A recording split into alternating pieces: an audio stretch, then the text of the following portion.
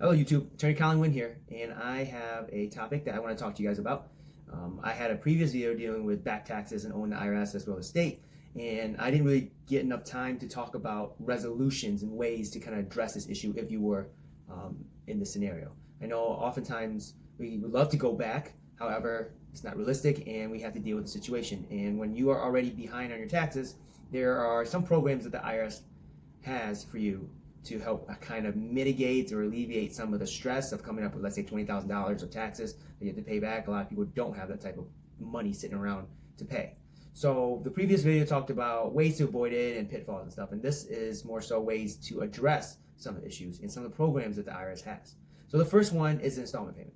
So typically a good attorney, if you were to hire one, or even a CPA, can likely get you a pretty standard installment payment, which is usually about 72 months, which is 6 years to pay back the debt.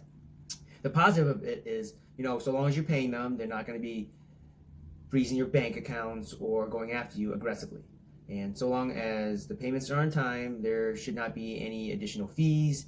However, there are some interest, but the interest is very low, very reasonable. The problem when you don't get into these programs is that, the fees and as well as the interest is much higher and it snowballs very quickly. The next option or resolution program that the IRS has, it deals with also a payment plan, but it's based on income base. It's a hardship, like they have this amount of money, this is disposable income, this is my current expense, this is all I can afford. So instead of 72 months, you just make a payment of whatever you can afford indefinitely until the payments are paid off, or B, they expire and the IRS can't go after you anymore. And in regards to repaying back the debt, sometimes they take refunds and keep them and will apply it to these other years, and it's going to happen. There's nothing you can do. The only way you can kind of mitigate this is by making sure that you don't overpay and just try to get realistically what your correct withholding is. I know it's a lot harder for self-employed individuals, and a lot of self-employed individuals are the ones in this predicament. However, W-2 employees who get withholdings taken out of their paycheck regularly, make sure you have proper withholding. Don't over withhold, but don't under withhold. If anything, if you're in this program, you rather under withhold and just pay the difference. So hopefully it's really very nominal so you can come up with it. The next program is called CNC, Currently Not Collectible, saying, hey, it's also a hardship and saying, hey, I can't afford to pay anything. I'm broke. Give me a break. Come back when I have more money. Check back in a few years. And so we put people in this status, and oftentimes, obviously, they have to qualify. We show them their expenses, various standards that IRS would have and would permit without asking for further evidence. And if you are able to eat up a lot of income to show that you have no disposable income, they just put you in the status indefinitely. However, whenever your income jumps up, let's say about 20%, then they'll kind of come back and ask you for additional information. However, if your income just stays the same and then, it doesn't jump up or anything, they will just leave you alone. And oftentimes, the back taxes expire. And you can actually get into this program. It's actually a pretty decent program. However, you need to understand the figures that the IRS will just give you and then other figures that they will question. So it has to be reasonable, I guess, ultimately, number one. And then last, but definitely not least, offer and compromise. This is literally like bankruptcy for taxes. So if it's income tax that you owe and maybe some other civil penalties, you can apply for a settlement. And the IRS looks at your application and they try to determine, all right, is this person realistically going to be able to pay me back? And if so, how much? And if not, how much can I get from them? And typically they look at the statute of limitation of what's remaining. I say you have 2 years left.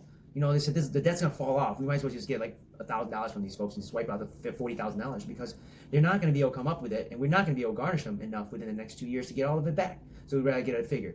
And oftentimes people don't understand this, but I tell them that's not about how much you owe. It's about how much you can afford to pay. So you can't afford to pay $10,000. You're not going to be able to afford $50,000.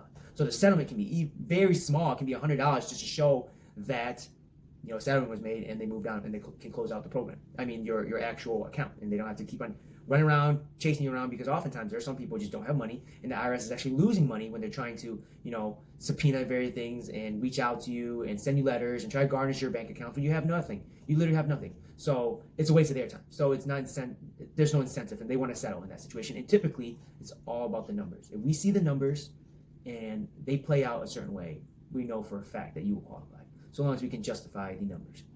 And oftentimes people who are retired, people who are unemployed, people who are disabled are ones that can definitely apply for a offer and compromise. And it's a very, very good program for a lot of people. And sometimes actually most of the time, we get $100 settlements for thousands of dollars because the IRS just wants to close out programs that they know they're not going to be able to get money from, and they're just wasting time, and they just need some nominal amount in order to say, hey, this is the best we can do. So yeah, those are the major programs for the IRS that they provide. The state, various states are different. Some states are more willing to work with you, and a lot of states, from what I've found, are just payment plan. There's no, not collectible status. There's none of those things. So keep an eye out for that. But the state, oftentimes, I tell my clients just to pay the state off, and the federal program has a lot more abilities to give you write-offs or some kind of leniency, because truth be told, the federal government can run a deficit. States can. So they really have to balance the budget on the state matter. So they need the funds, and they can't just print more money, unlike the federal government. Hello YouTube, please slam that like button below if you enjoyed the video that we just posted, as well as would like notification for future content. Please subscribe. We would greatly appreciate any comments as well as thoughts and insights in regards to the content we just delivered, and please stay tuned for future videos. Thank you very much.